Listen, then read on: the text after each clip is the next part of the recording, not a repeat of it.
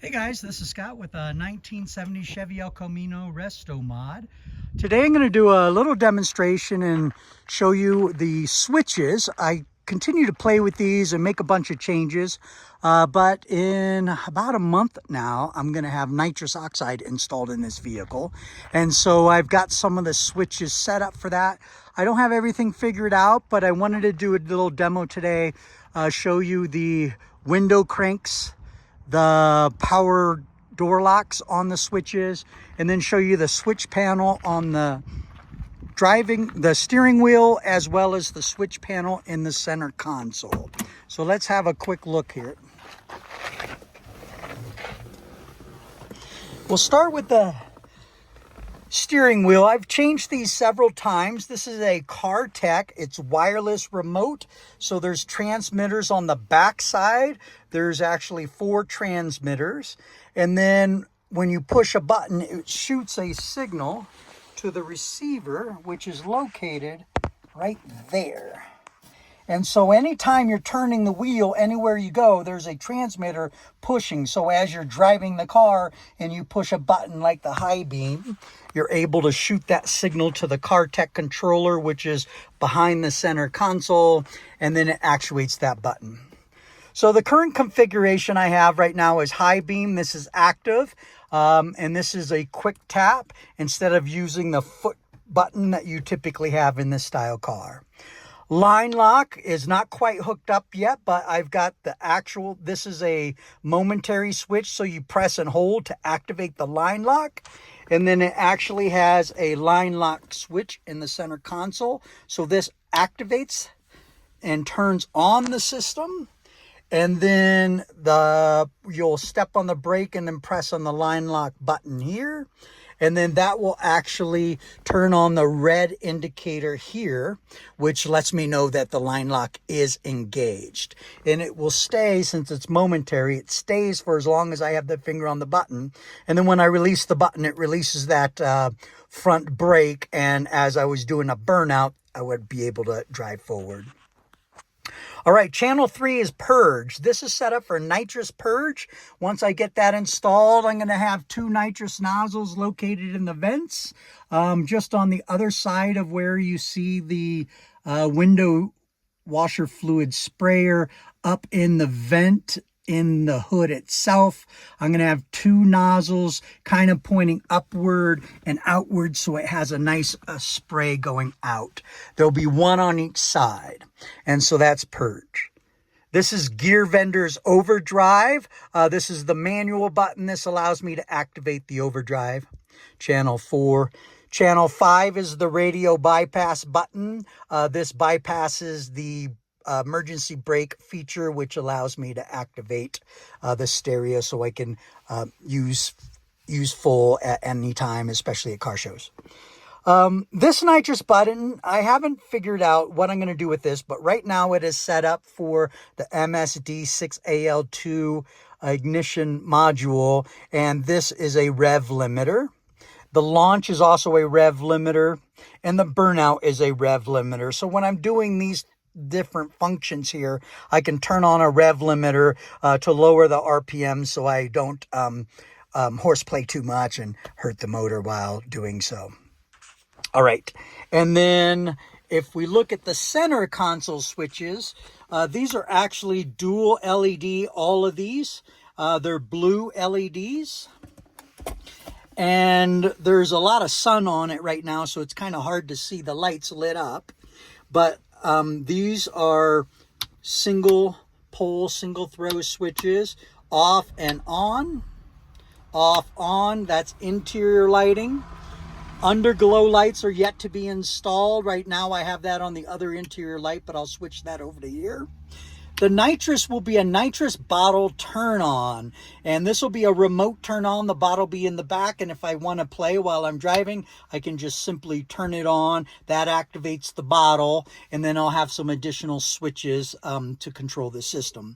But it'll still be set up for wide open throttle, so you have to have wide open throttle above 3,000 RPMs in order to activate the nitrous system.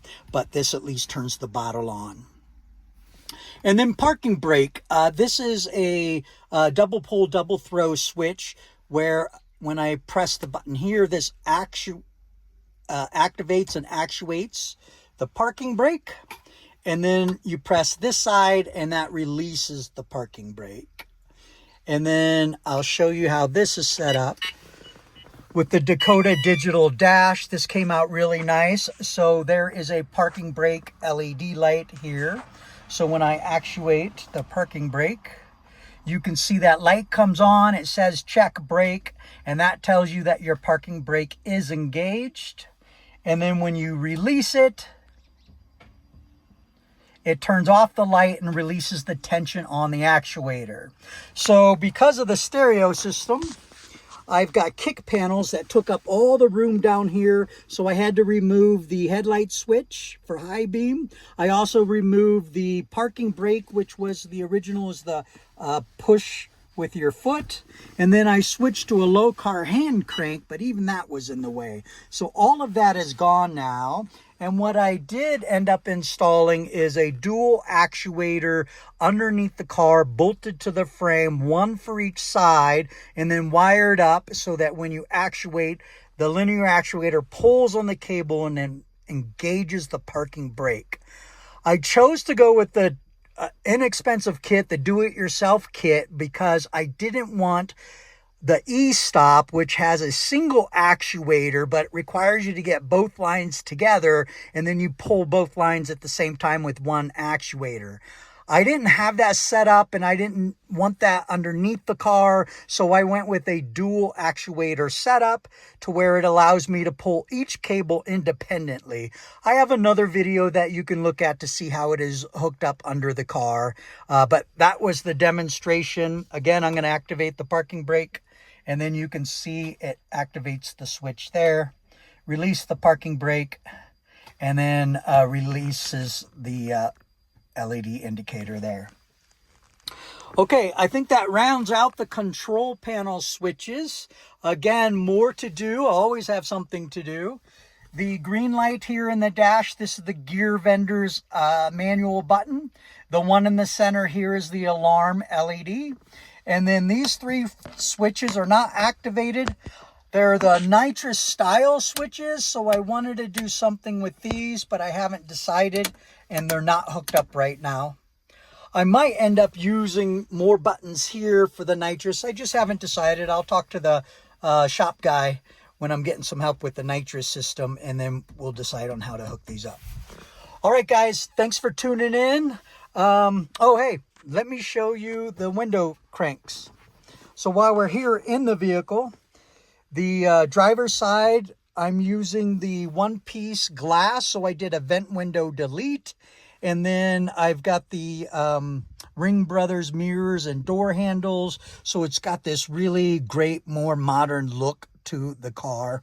But I already had the switch, the cranks installed into the door fabric, and I didn't want to leave the holes behind, so I ended up using electric new crank switches. They're new relics, and they're called the new crank, so they're mounted behind the door panel. So the bottom one here, which was the manual crank for the window, and the top one, it was the manual crank for the vent window. This now actuates power door locks. And then this one down here, this actuates the window all the way up. And then a quick tap switches over to the passenger side window, and then I can roll that baby up too.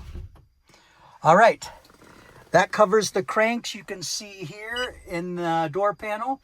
I'm using the low car handles, but new relics, new cranks for the top one is controlling the power door locks. And the bottom one there, which originally controlled the window, is now controlling the vent windows. You can see my LED lighting is on, so I'm going to turn off all those switches there. Okay, guys, thanks for tuning in. You'll see another video coming here in the near future. Have a good day.